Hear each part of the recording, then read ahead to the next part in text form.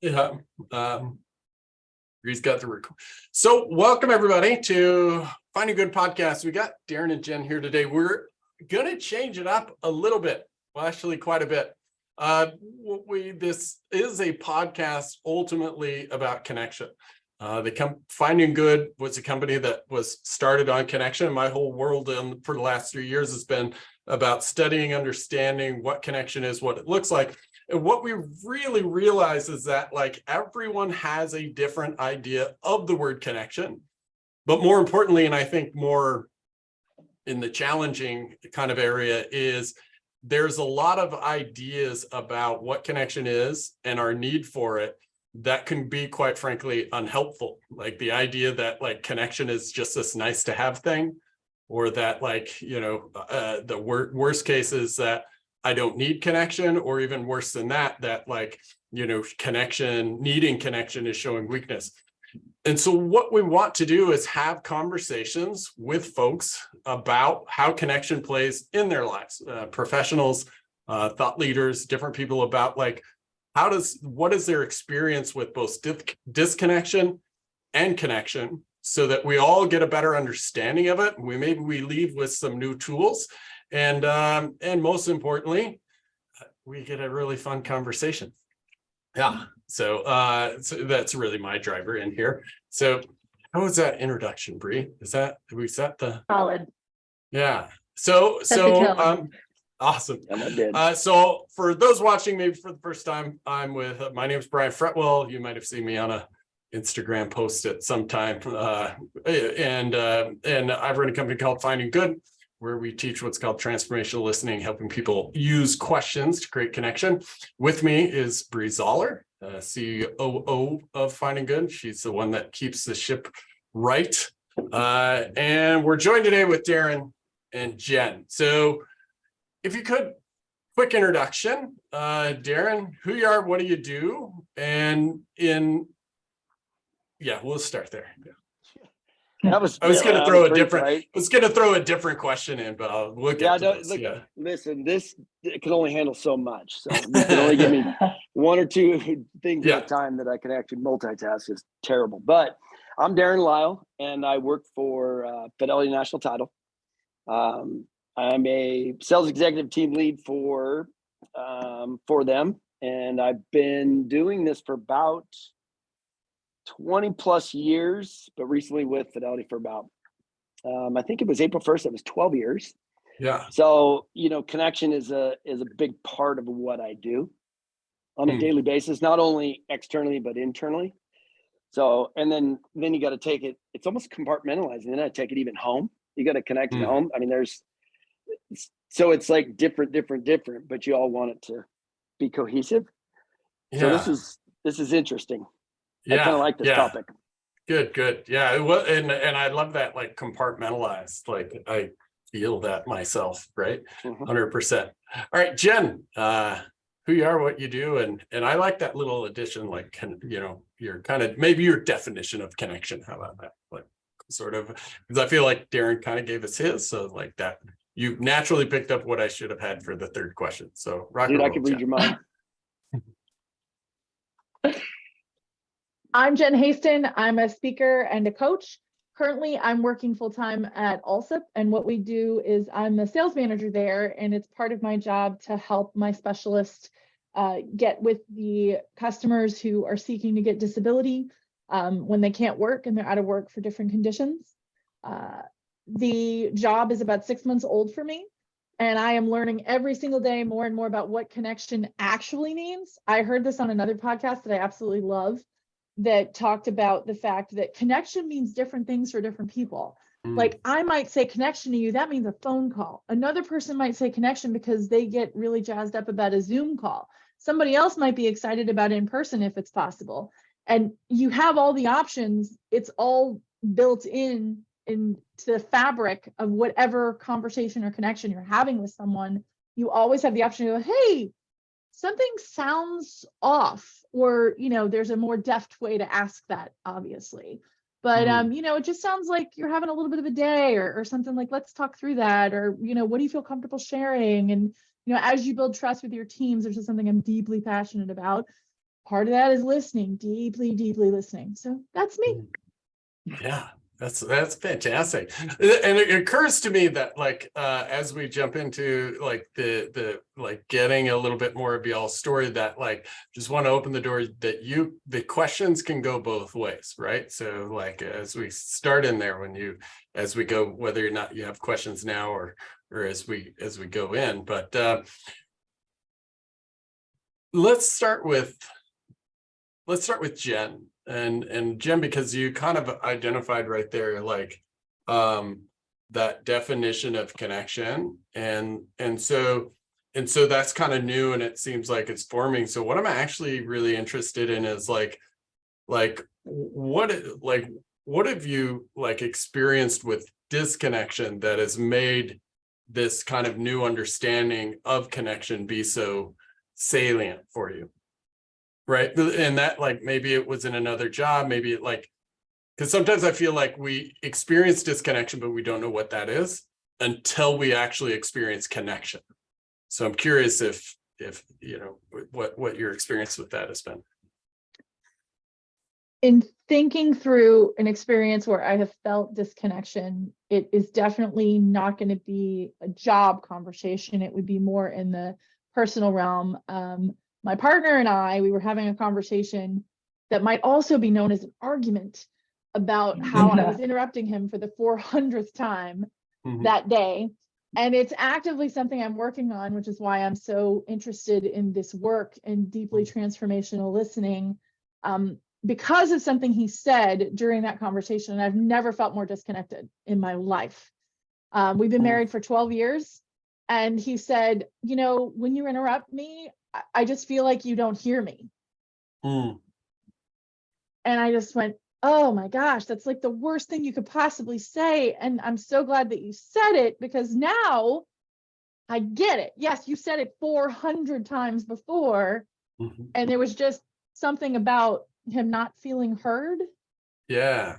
And this is yeah, so it's interesting as I'm listening to this, like that statement was so powerful for you, like hearing that, like, and like that sounds really hard, so sorry. And also, like, why do you think it had such weight? Because what you outlined there is something we spend a bit of time on in terms of like what can lead to disconnection, but why do you think that statement had so much weight for you? I think it's because it was a different way of looking at it. Instead of him saying, you're interrupting me again, which I've heard over and over again, hearing about it from his perspective of, I don't feel heard, which is something I'm deeply passionate about, like connecting with people, making sure they feel heard, making sure they feel seen. That is my jam, people. Yeah. So to find out I'm not doing that, oh, so icky. Oh, so awful. So in hearing that is like, so like being like deep listening, it's as you're explaining, it sounds to me like that's part of your identity. Like that's kind of like, that's who you are. And so when you get that, like, you didn't hear me, what is that like? What is the interpretation, do you think? Like that makes it so like, that makes that feeling of disconnection? Because he's saying, you know, or they might be saying that, you know, you didn't hear me, but it's so powerful given you have that, like, that's part of who you are. So what is the like other context that you're hearing then? Do you know, does that make sense? I think so. I think what it said to me is the deeper interpretation of I don't matter. Like if I don't hear you, you don't matter. So it's deeper than I was just waiting for my turn to talk because I'm an extrovert and I'm in a hurry to just like connect. And it's just like, oh my gosh, no, I am so on the wrong track here. And with the person who is so close to you, to have that conversation, and to understand that they don't feel heard and it's just you, and there's no space for them, like that really, really hurt. Yeah, and especially when, like, because I'm assuming based on what you said, like you put a lot of time and effort into learning to be a listener and to like like really valuing that. And then like I hear like, oh, this isn't happening. It kind of feels like, oh, here's the value I'm trying to bring, and you're telling me it's not happening. Right. Like, Being and really authentic that's with you, it's been mm, probably in the last year that I've worked a lot harder at it since mm, having this conversation. yeah. Yeah. And so when you have that effort and then like of trying to do it and then it's not happening, like there's an invalidation that happens there. Right. Yeah. Go ahead, Bree. So I'm curious, because this is something that we talk about a lot in here, is challenging our assumptions. Jen, was there an assumption that you had of what connection means to you versus what connection means to your partner? 1,000%. This is one of those conversations involving how people like to be loved, right? Like there's all kinds of different models out there. The one that comes to mind is the love languages, right? Like for me, it's words of affirmation. Like you cannot love me better than to say, you did a great job with that. You're so great. Really powerful stuff, blah, blah, blah. Thank you so much, blah, blah, blah. For him, it's acts of service. And so me doing the dishes or me taking care of our daughter, you know, we both do that. But it's that whole notion of like, this is the best way to love me. And so that doesn't really translate to a conversation, right? Like, how is it an act of service, except if you redefine it and say the act of service is actually listening to you and not waiting for my turn to talk, which I am guilty of so much, that's love. Yeah. And redefining that for myself has really helped me love my partner better. And that new definition is like, and it might be repeating what you said a little bit, but what do you think your new definition is? Or your current definition, maybe?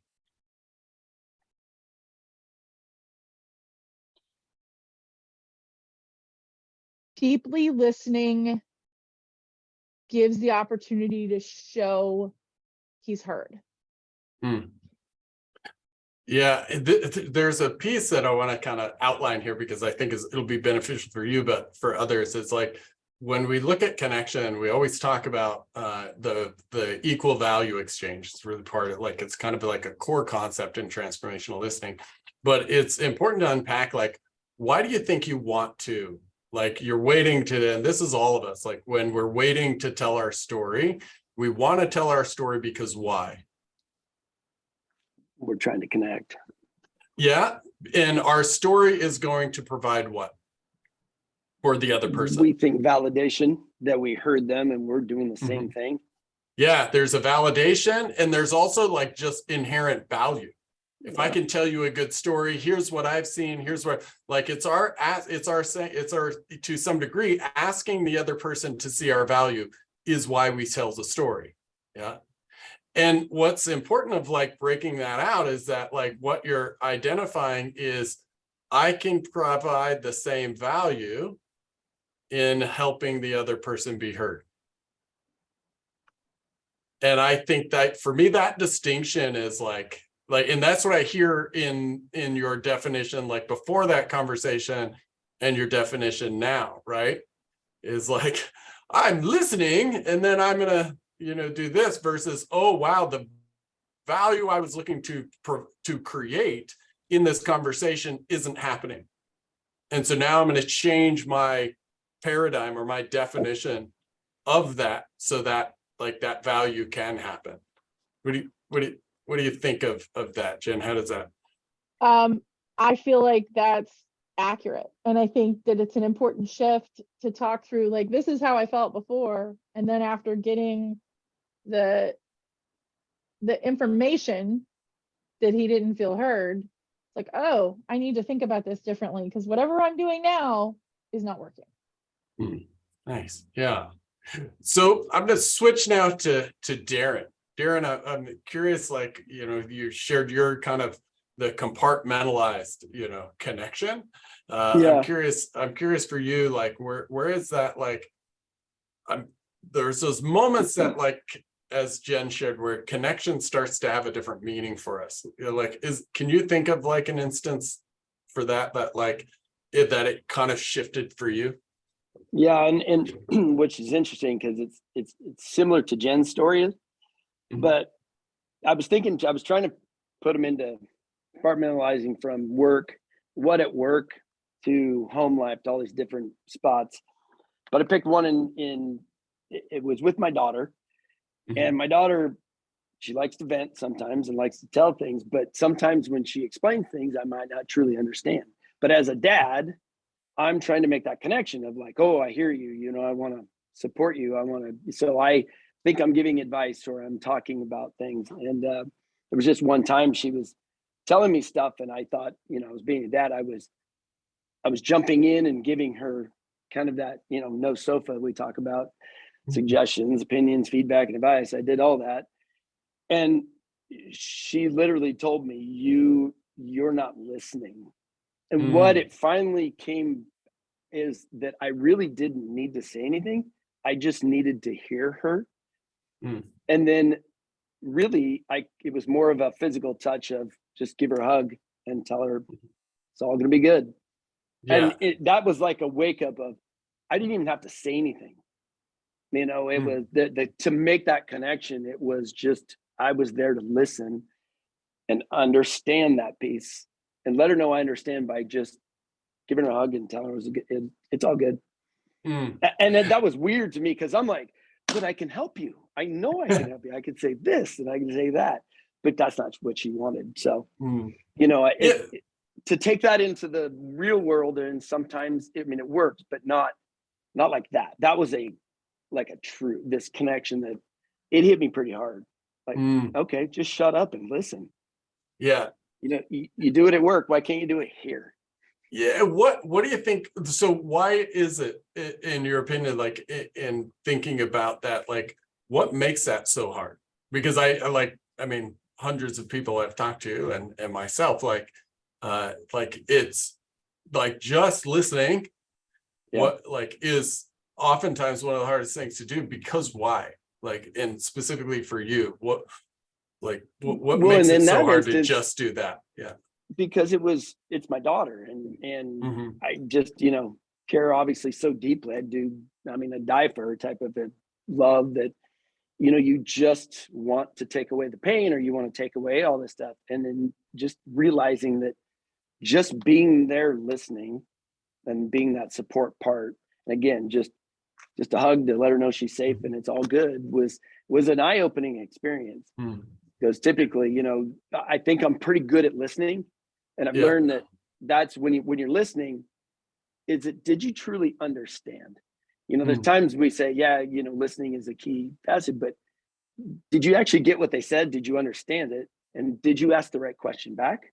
Or did you give them the right feedback so that they understood that you heard them? If that makes sense.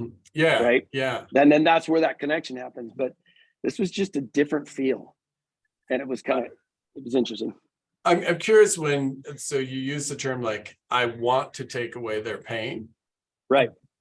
I wonder how, like, now that you're kind of experienced this like different way of listening, or rather that the value in your head of listening has kind of went up. Like, I need to just hear and give a hug. How does that action of just listening and giving a hug meet that goal of taking away the pain? That's a great question. I know a guy that designs questions and stuff. Yeah, that does that. Yeah, full time for a living. What I really should have just paused there for about 3 minutes to make it awkward so that you guys can jump in, right? But that's a great. I don't know. I mean, to be honest with you, I'm not positive on that one. If you had to, like, so maybe like if you think about the times that you've done that, right, with your daughter specifically, like, what if you had to guess what pain it might, because it sounds like you're having positive experience with it. Like, yeah. What you know, what might it be doing, right? It's reassuring that she's going to be okay, because you know, at 22 and she's going into cosmetology, a lot of drama in that world. And there's, you know, it's that at least she's got a point that she's safe and that she can vent to me and take away that emotional pain Mhm. because she's got somebody to truly talk to. And I'm not there to give, you know, the parental advice or all that. It's just, I'm here to you as a sounding board and listening. And I get it. So you said the word safe. I'm safe. What made you say that word? Because it, Safe, you know, safe to do what? Sorry. Yep. safe to just, you know, express what you're saying. I mean, that should Mhm. be typically in our connection anyways, is somebody can feel Mhm. safe by just telling you something. So when somebody tells you something that you, maybe they're not going to tell somebody else, then you know you've made a connection because they're in a spot where I know I can put out and there's no judgment, there's no, you know, there's no coming back. Mhm. And, you know, I think I'm pretty good with that because I don't really judge anybody. So, Mhm. but Mhm. in that moment with my daughter, it was a little bit different. It was a higher level of safety, like, you know, because that's what we want to do as parents to our kids. Yeah. And you outline like, I'm telling you something I might not tell someone else. So what is that like? What does that mean? If I tell you something I wouldn't tell somebody else, like what are you creating safety? What are you helping me do or be right But in that I think moment? it's that connection that we're looking for Mhm. is finally get to that. Like there's now a bond, there's this connection that you and I would have Mhm. that now could take it to the next level of whatever we're trying to do. If it's in a sales world, it might help us take it to the next level of making a good sale. Or if Mhm. we're just you and I hanging out at the coffee shop and we're talking about it, that you just know that I'm going to be there for you and listening. And we've Mhm. made that true bond and connection. Yeah. And Because Jen, sometimes it's very superficial like that. Sorry, sometimes I think, you know, right. like you said, it's transactional. We're just superficial. And in Mhm. there, you could feel that. Yeah. And I'm curious, Jen, because there's some overlap in y'all's story. Like when you hear Darren's kind of definition of that, like what do you think Darren's providing for the other person? An opportunity to do what? An opportunity to truly connect as opposed to the superficial connection that we all do, which Mhm. is like weather. Oh, the weather is weathering today kind of thing. And instead of like, you know, just being like that surface stuff, you're giving that opportunity. There's no better opportunity to have a deeper connection with your child, right? Mm. Like as a parent, I'm totally sitting here thinking, oh my God, yeah, I want to fix everything. And I heard something the other day about how part of the most of the battle with parenting is listening to them because sometimes they just get it out and then they're fine. So it's that whole, do you want support or do you want solutions? Which sounds so easy for me to say to you later because I'm not in it with my kid, right? Yeah, Right. I can do Instagram posts about it all the time and go home and screw it up, right? Like it's like a professional almost. Yeah. Bree, I'm curious, like having listened to these both, like what are the things that are coming up for you? Like what are you thinking about in terms of like, you know, what's happening? Yeah. The thing that comes up for me is that space of and I'm having trouble putting words to it even because I see the same thing happen with me and my partner. And sometimes even like between you and me, Brian, or other folks Mhm. of just like taking that step back to say, where are you and where am I in this conversation? So that we're aligned on where we even stand at the moment. I think that is the biggest thing that is both causes disconnection and can help us find connection is to Mhm. find that is to understand where each person is in the conversation. Mhm. And if we're trying to connect with that person and we're not taking that step to say, you know, what is valuable to you in this conversation? Where are you right now? What is it that you need?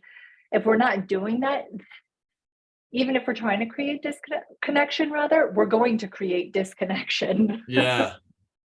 Even And when we don't want to. And so when that connection moment happens, I'm curious from each of you, but maybe starting with Bree, like what's happening in that moment? Like Darren talked about it. It's like providing safety. Jen kind of talked about it as like a definition of love to a degree. But when that moment that someone feels heard actually happens, I'm curious, like, what do you what do you think, what is it that is happening? Like, because I think we say like connection is happening, but we'll, like define that a little bit in that space. And I think we're all three exploring like that, like in that very personal one, right? With a partner or with a child, with our own child, right? And so what I'm really curious, what is being created or allowed in that moment that maybe is the definition of connection to some degree. Yeah, I think what I'm going to use the word empathy, and I'm not sure that's the correct word, but for me to be able to completely get out of my selfish view and to say, I want to understand where you are coming from in this situation. That's what I'm going to give that the word empathy, because I feel like that definition somewhat falls in there. When I can fully get there for somebody else and allow that space for them to be seen and heard, that is the utmost of connection for me, is when I can get rid of like the selfish Brie and go into, and what's funny is that we also talk about this from a selfish perspective, and I almost want to put a barrier on that. But like when I can get out of just like me, myself, and I, and everything that affects me, and my assumptions and my definitions of everything, when I can fully get into that other person, I take the time to understand what their definitions are, what their perspectives are, and question almost everything that I've learned in my own life. I'll say that's what I'm finding for connection. Yeah. Darren, how about you? Like in that moment, how do you define, like what's happening that we're, if you will, that you're I look at it as more of connection? I look at it as more of a physical, like you can almost see shoulders now, just like I just let a deep breath out, or there's a smile, or just that eye connection. There's just something there physically, you made the difference. Because body language is always, or it speaks louder than actual words sometimes. But if we're talking and this happens, and there's you get that sense of, all right, I made that connection, and that's when I can see it. I think I'm pretty good at reading people sometimes, anyways, and where we're at. But that's a relaxing. How would you define that? It's almost like you just took a weight off their shoulders, or it was this thank you, it was thank you for listening, thank you for hearing me, I appreciate you, whatever that is. It's a physical thing, it's a visual thing. I can see it, and that's when it's like, okay, we made it. Obviously there's other way, but for me, that I see that more clearly, because I'm more visual anyways. You can tell me a lot of things and it just goes, especially when we're drinking coffee in the morning and you use all the big words. Like, dude. For those that don't know that might be listening, tell me more. This is so awesome. Darren and I go to the same coffee shop and we see each other in the morning all the time. And so, Oh yeah. We start talking and you can see it. And this is where that, like, your smile starts getting, you start saying something and I could tell him, like, but then you start throwing words. I'm like, dude, you gotta slow down, but it's awesome. But I love it. So, but that's how I see it. Nice. Yeah. How about you, Jen? I'm thinking so many things while y'all are talking about this, like Brie's definition about, questioning everything and getting selfish Brie out of the way. I'm so glad to know there's a selfish Brie and a selfish Jen, and like we can coexist, right? Because, oh my God, I want to talk about my day, right? But if you can get someone else to talk about theirs, I feel like the connection that you find there is relaxing for me. Like they relax, but then I'm kind of like, oh, I'm in this great conversation all of a sudden, and oh, I'm so excited, and oh, like this notion of you too, and so I don't know if this is the right space. I took your advice that we had a couple weeks back about instead of jumping in with me too to the other person, like, oh my God, that same thing happened to me. Let me tell you all about it. I asked a question and it was so rich. It was so rich. And I did not feel any loss. I felt so much deeper connection by saying, oh, so you did this in college. Can you tell me more? Like what led you there and how did that mind-boggling. And so just to kind of dig in on there, like, so the Yeah. definition then is what for you, like the thing that's happening that happened maybe in that moment, that mind-boggling thing, like what was that for you? I felt completely present. And is that like an opportunity to let the other person feel present as well? Oh yeah. Yeah. Yeah. And I love those discussions because I'm like self-reflecting and Bree's probably thinking I'm a master in like avoiding actually being in them. Like I lead people and then I back off on my own. But what I'm thinking about that idea of like self is like starting this 3 or 4 years ago, I had a lot of like, I've had a lot of confrontations personally, like internal confrontations of like, why don't I pay attention in conversations? Why do I talk so much? Right. That like, we're really challenging, like similar to you all of like, you know, my wife not feeling heard or even clients. Right. And my job is facilitate and to do that. And what I noticed that maybe was just more prominent as I got older was that like I would check out of conversations because I didn't care.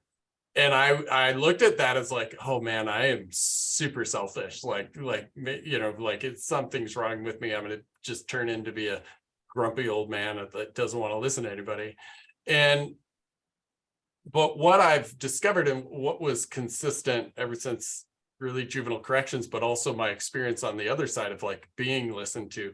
And I think the thing that like even spawned me like really diving into this is that in that moment for me that I've experienced and we've all experienced in different times.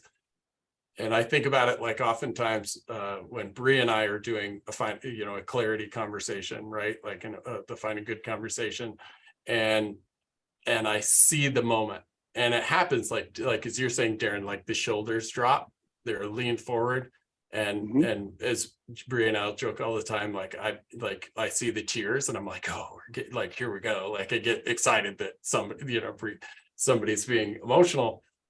And the reason I got excited, and for me, like the definition is that's when I actually see the person.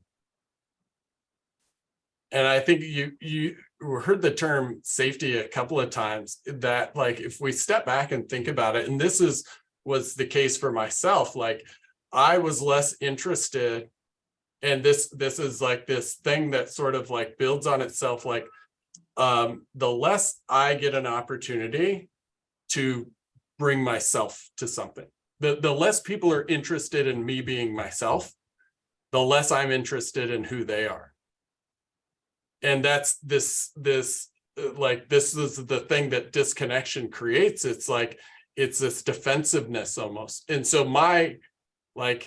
this increasing like not wanting to listen, not being there, seeing myself check out was directly correlated. This was in 2019 when I was doing, Bree remembers at that time, I was doing the 4 8-hour facilitations a week, right? And I did it, I think, for 40 weeks that year. Like I was on the road talking to people, doing full-on facilitations every day, and yet getting more and more disconnected each day because I was on the stage, I was in there, but like less and less opportunities for people to see me. And then that led to that like less and less interest, unconsciously, not purposely, but unconsciously, less and less interest, or less and less that I'm seeing other people. And this is happening without knowing it, right? Like with just this feeling. And what I caught was like, I really like to ask questions and I'm not asking them anymore. And so bringing that into that idea of like, for me, that what you all are describing is like that moment. Connection is about when we've made it safe enough for 2 people to be themselves. And when I consider it that way, it's really easy to see how few opportunities we might have in a day to have that, or in a week or in a month, whatever the case might be, that we get to show up as our whole self and not, and I think that's why, like, you all three leaned into the personal conversation with the spouse or with the kid. Like, that's where we crave it and need it the most. That's where and we need connection as like a survival mechanism as well. But like, so that idea of like, if I can't be myself with the person I'm with the most, like that's to some degree where it starts. And in your definition, Jen, of like, it also, like, when somebody tells us that we're not doing that for them, then they're kind of telling us, I can't be myself around you, right? Like, you don't actually see the me, and that's what you're trying to do. And the same, Darren, in that definition as well, like, your daughter's like, you don't listen to me. Ooh.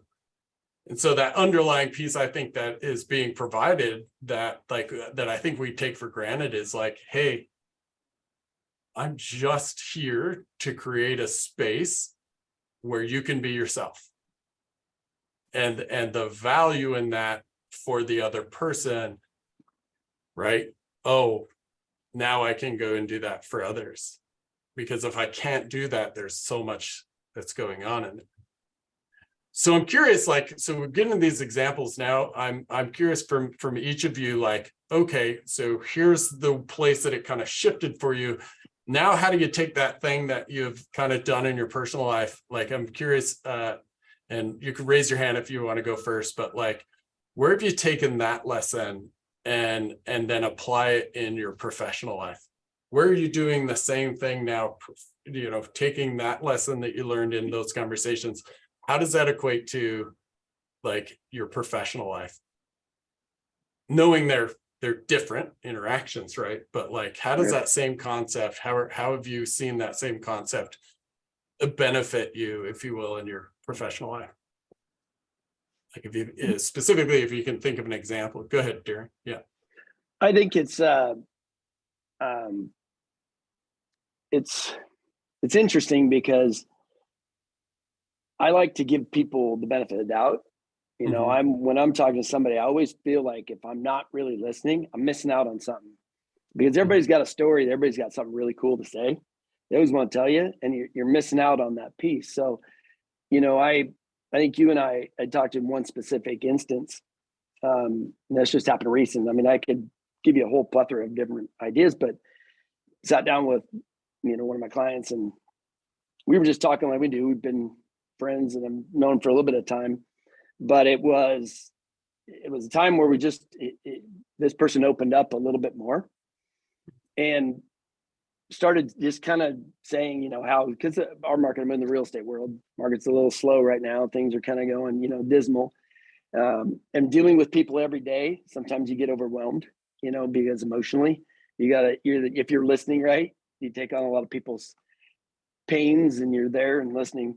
And this person happened to open up a little bit and kind of shared a little bit more than what I would have thought. And it was in that moment, I just sat back and really listened. And because I felt like, kind of in my daughter's situation, it was, I just want to tell you this, I just want to get this off my chest, because I really haven't told anybody this. And that person even said that. And it was just like right then and there, it was like, oh my goodness. Okay. And was able to share just an emotional experience that they were going through. And it kept bringing back, like, man, I'm here to listen to what you're doing. I'm not going to say anything. I'm not going to, like, yeah, I've been there. I'm going to give you suggestions. I'm just going to listen. Right. And it opened up another realm of, like, I think where our relationship was of, wow, we just took this to another level. And then it just, the dialogue opened up even more, and we were able to have just a great conversation, but it was more of just a, like, I'm feeling what you're feeling.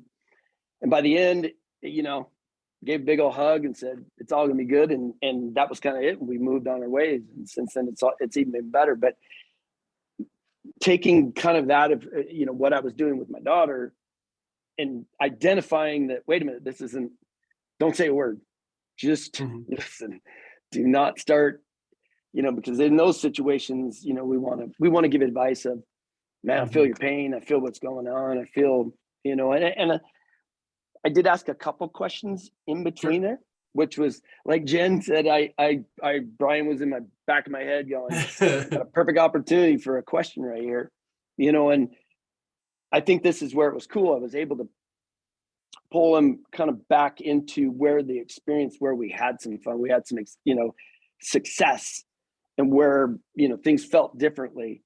And once we identified that, it kind of brought that back around where instead of it was just dismal, it went, smiles started coming out, and it was like, okay, if that, kind of where, I could tell for you sure.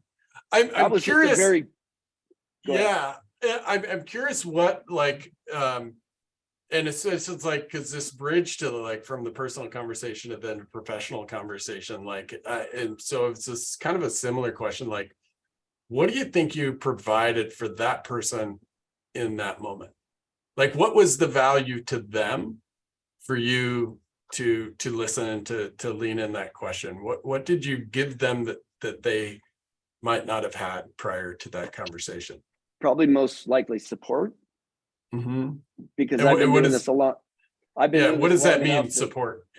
Well, I've been doing this long enough that I think this person knows that we've gone through some ups and downs in our industry, and I've been through the downs, the big downs, and I can relate. And I didn't really have to say anything to get to that relate. What I'm talking about, but you just need to listen to this.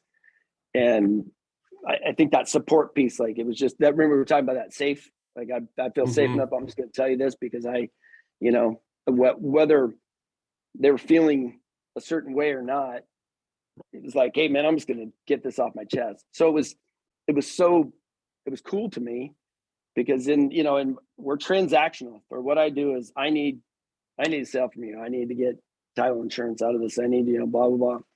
But this was more of berries went down and now we're discussing something totally different, and it's more emotional. You can tell when it gets a little bit more emotional too, right?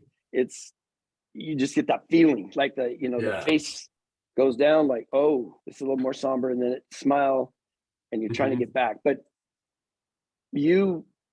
I was listening to you we're talking about experiences. So we want to get them back to where somebody could find the positive in what they've done, because they've done it in the past. They've been there before. So let's shine the light on that and really emphasize that and go, we've done it before. We all get in our little lulls, but let's get there and let's just, go hit it hard. And we can do this together. Yeah. That together piece. I like that. Yeah. Jen, how about you? What, your application in the professional world of this kind of same concept? I think the thing that happens for me is when I feel the most connected to my people, it's when they're telling me something, much like Darren was talking about, that's just a little bit more personal. It's kind of on the edge of, talking about their kids or saying something that they're going through. And, I feel like that psychological safety is something that I really strive for with my people, right? You feel like you can say that. And there's a fine line, right? Can you think of a moment that you created that? Or that you had that experience? Yeah, I think it actually was born out of my previous role, where I was actually talking with people a little bit more about my own personal journey. And as a manager, I've been a manager for 10 years. I didn't always do that. And I think when I started sharing a little bit more, I'm going to be out because I'm going here, going there. I didn't just say I'm going to be out. I said, I'm going to do this thing with my friend out of town or whatever, because it highlighted the importance of taking breaks. So it was kind of a dual purpose. It's I'm telling you that I'm taking a break, make sure that you set up your PTO, blah, blah, blah. But also this is all part of my passion, which is, we have to end the stigma of mental health and taking breaks and things like that. So ever since I started doing that with my people, I have noticed a huge opening for more conversations. I'm having a rough day, like sales wise, it's not going well for me today. Just like I'm really feeling down. I'm having a lot of conversations, but I'm not getting anywhere, and that's when I say, okay, so what did you do yesterday that was more successful? And kind of driving them back to their success, much like you were talking about, Darren, that it's like it's something that you've already done. Like I've heard this said before, like if you've made your first million, you know that you can do it again. And so with that idea in mind, it's like you already know that you've done it. There may be something going on, like they may just be, a lot more voicemails that you're leaving instead of actually connecting. You know what I'm saying? And so like this notion of you still have value for me as a person, you're not just a number. And I think that the more we can lean into that, the better connection that we're going to have across the board, whether it's personal, whether it's professional, leaning into I'm a human, you're a human first. Everything else is secondary. What do you think and I'm keying in on that part where you said, I'm taking PTO for this reason, and here's what I'm actually doing, right? Like, what do you think you provided them that you hadn't been, what did you provide more of at that moment for the other folks? More of being myself, Brian. More of Yeah. letting people see me instead of just, and my well, I title. want to put it into like, what was the value to them? What did they have more of? More knowledge. Or maybe less of. Did they have less of something? Right? Go ahead. Sorry. That's okay. I'm thinking because I think I know what you're driving at. The idea is that they know that they can talk a little bit more about their life. And they can do that safe. because they have more or less of what? They have more permission. It gave them permission. Yeah. What does that mean, permission? They felt safe. Yeah. Because I keyed on that because that's interesting, like how listening can actually be in what we say, right? That like there's the question piece, but like I'm telling you my story so that it's easier for you to tell yours. Like you can be kind of okay with yours, right? And then like how that then jumps into, oh, now we're having these one-on-one conversations. Now we're having these, other bits. Bree, I'm curious what's bubbling up for you in these two conversations. Well, I guess I was just kind of reflecting on how I've done it for myself and in my business and the difference that it's made. Both working with you and then also my other business that I have. And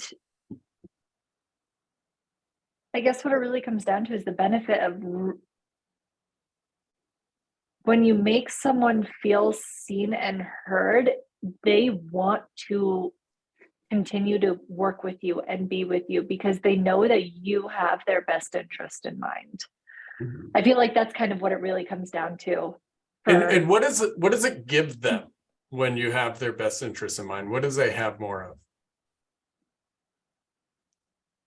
Trust and security. Yeah. And that, like, tell me more about that. They trust that you have their best interest in mind. They trust the recommendations that you're going to make. They trust your perspective that you're going to offer. And they trust it because why? What do they know that they didn't know before?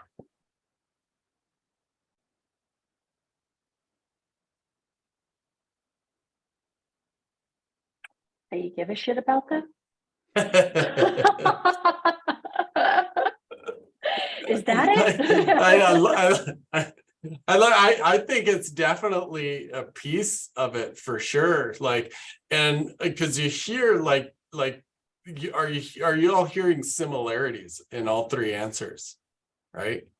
Like as Jen was talking about, like giving that permission and then being able to engage people one-on-one, and then Darren was talking about in that one-on-one conversation that he had. And then Bree, and you're like, tell him I give a shit.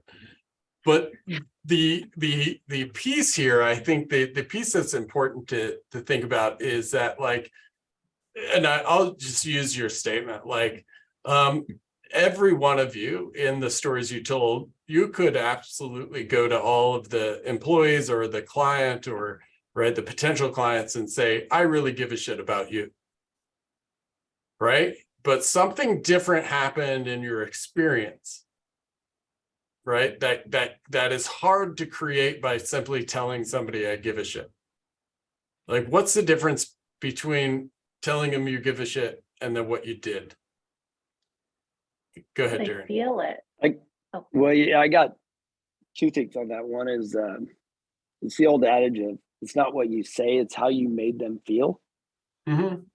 So, there's a piece of that breathe. It's when you leave the conversation, it's how you made that person feel. Like, your smile's contagious. Your interactions and you felt differently when you got done. So now that connection and that trust is like, you know what? Pretty cool. I think I can trust her. And then there's a second piece to that too, that ultimately, and in my world, trust equals competency. Sometimes, you can listen, but if they think you're full of shit, if I could say that, Bree, can we swear on here?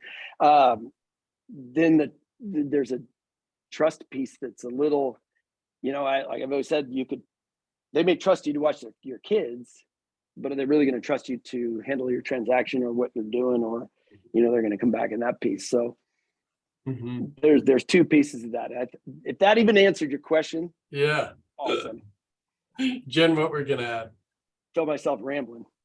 I think it's an ongoing thing, right? Like, that's the biggest thing I take away from all this, is that we're always figuring it out, right? And when we mess up, we got to own up and say, I really wasn't showing up the way I wanted to. Let me rewind for a second. You said this. Let me make sure I heard you, or something like that. I find that to be a really useful tool, especially when I'm not 100% paying attention and I'm trying really hard to not continue the distracted behavior. It is an active goal. And when I hear all of these, I consider, like, so Daniel Kahneman, Nobel Prize winning psychologist, wrote Thinking Fast and Slow, and he has this way of describing the brain in terms of elephant and rider. That the elephant is the emotional part of the brain, and the rider is the logical part of the brain. Wherever the elephant goes, the rider just needs to make plans for going there, right? And this is happening subconsciously most of the time, but like, how we feel then determines what we do, right? Like, as logical as we think we are, and I always say this to engineers, like, I am not emotional. Well, calm is an emotion, right? Like, just doesn't look like we often describe emotion as like these highs and lows, but like that just, that calm is again an emotion. But all that to say that I feel like what we're describing is there is a tangible difference in knowing I'm not alone and feeling like I'm not alone. Yeah.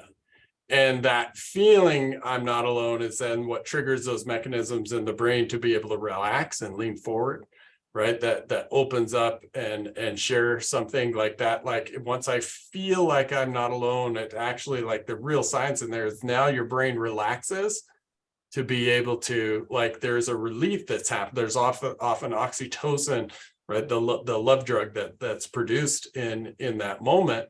And I love how you put that, Jen. It's like this, it's a constant thing. Like, I can, again, like, it's easy to think like, oh, I told you, you're like, with our partners, right? Like, hey, you're not alone. But over time, if I continue in small ways to feel alone, I might not even be able to describe it, but it's the feeling that is the important piece.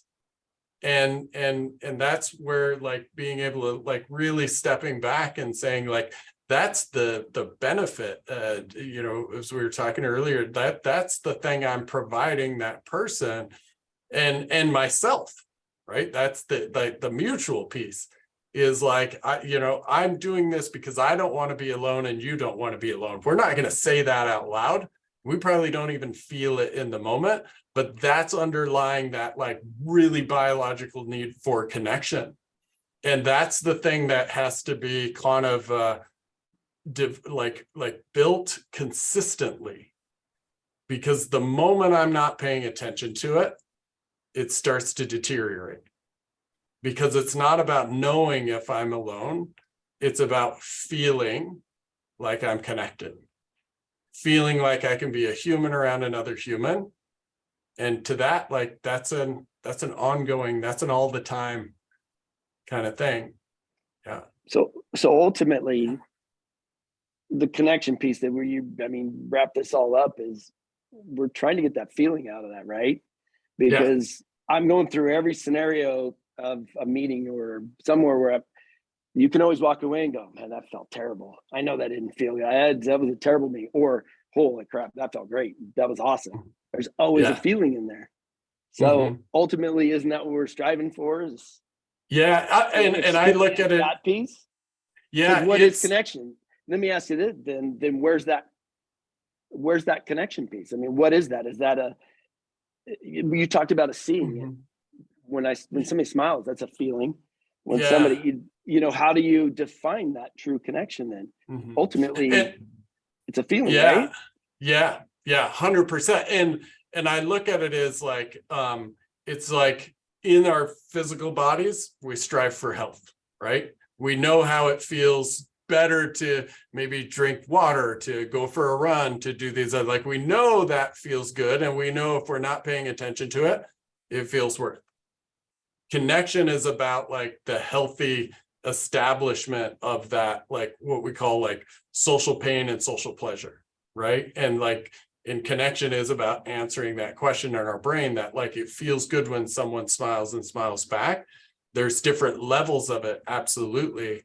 And approaching it like, how am I creating healthy connection? Just like how am I creating healthy, like physical, right, fitness, right? Or, just healthy. And that includes healthy eating, healthy sleeping, healthy, right? Like physical activity. That social piece, because it's treated the same way as physical pain and pleasure, like it's in the same regions of the brain. It's really it's not a do I have it or don't, it's how healthy am I? See, I just kind of had this aha moment. Yeah. Light bulbs freaking going off up here.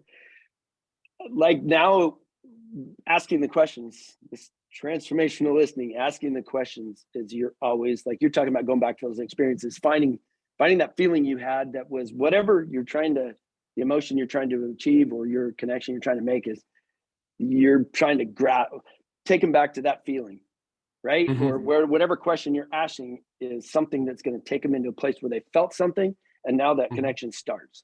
Yeah. So I mean, tell me I'm wrong and I whatever, but that like all of a sudden I'm like, oh, okay, it's gonna be easy now. All these, doing questions. I'm done. We can do this. And to just, and I know Bree's looking at us like we're over time, but like the Bree, stop. This is a good connection. But to just put a point on that, like you're absolutely right. We're asking to go into an experience. The because on that is because these good experiences that we're looking at are often taken for granted. I can't tell you how many times I've heard somebody say, well, that's just an insignificant part of my day. But it was the part of your day that you described as the best part. And if I don't have an opportunity to share the best part, those experiences that have that emotional charge, not sharing those is a form of isolation. Good. And we require other people. This is the design. We need other people to make it safe for us to share that. And so that, like, to your point, like, that's where it becomes really easy now, right? Like, oh, I'm gonna ask you about. I went and won the big game and out there and everybody's excited, but I didn't truly have somebody to share that with. Yes. You still feel alone. Right? You 100%. still feel like, man, I didn't. Yeah. 100%. This was a good one, man. Yeah. And those everyday experiences are just as important. Yeah. Nice work. Very cool. Yeah. Well, try